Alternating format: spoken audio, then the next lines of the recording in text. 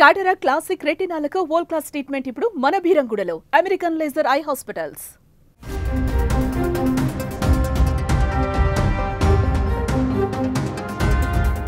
ప్రముఖ software company అయిన Microsoft Pakistan కు దిమ్మ తిరిగే షాక్ ఇచ్చింది. ఎలాంటి సమాచారం ఇవ్వకుండానే పాకిస్తాన్ లో తన కార్యకలాపాలు పూర్తిగా మూసివేసినట్లుగా తెలుస్తోంది.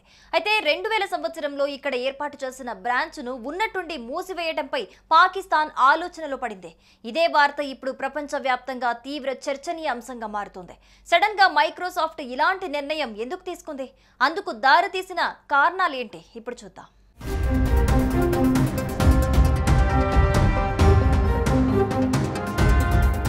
పాకిస్తాన్ నుంచి మైక్రోసాఫ్ట్ వైదొలిగినట్లు సియాటెల్ టైమ్స్ తాజాగా ఓ కథనాన్ని ప్రచురించింది.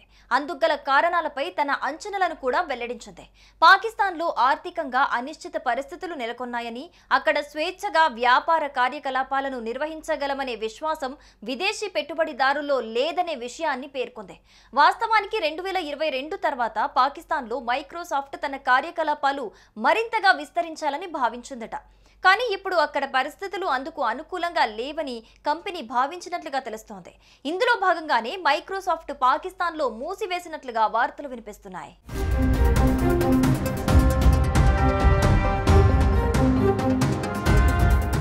నిజానికి పాకిస్తాన్లో నెలకొన్న అనిశ్చిత రాజకీయం, ఆర్థిక పరిస్థితుల వల్ల అక్కడి వినియోగదారుల కొనుగోలు శక్తి సైతం భారీగా తగ్గింది. ముఖ్యంగా తక్కువ ధరల్లో లభించే ఉత్పత్తులపైనే వినియోగదారులు ఆసక్తి చూపిస్తున్నారు. ఇక ఖరీదైన వస్తువులను కొనుగోలు చేసేందుకు పాకిస్తానీయులెవ్వరూ ముందుకు రావట్లేదని, దీని కారణంగానే తన వ్యాపార కార్యకలాపాలన్నింటినీ కూడా నిలిపివేయాలని భావించి ఉండవచ్చని టెక్ నిపుణులు భావిస్తున్నారు.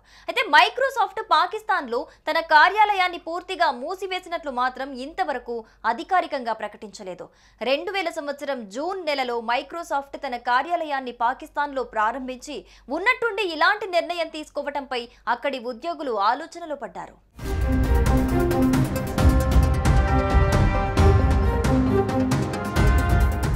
ఇక ఇదిలా ఉంటే 2000 సంవత్సరంలో మైక్రోసాఫ్ట్ పాకిస్తాన్లో తన కార్యకలాపాల కోసం కొత్తగా ఆఫీసు ప్రారంభించే టైంలో పాకిస్తాన్కి చెందిన techie Jawwad Rehman Microsoft office open చేయటం కోసం సహకరించాడు.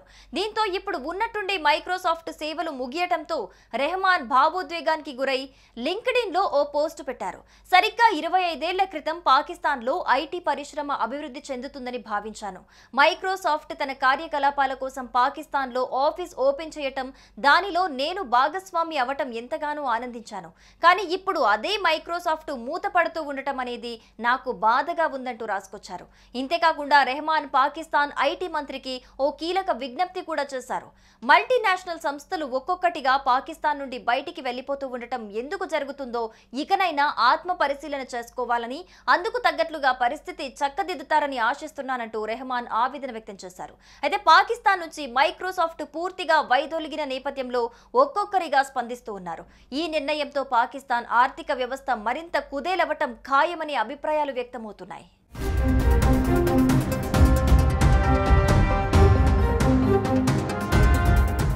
సుమన్ టీవీలో మీ పర్సనల్ అండ్ బిజినెస్ ప్రమోషన్స్ కోసం కింది నెంబర్కి కాంటాక్ట్ చేయండి.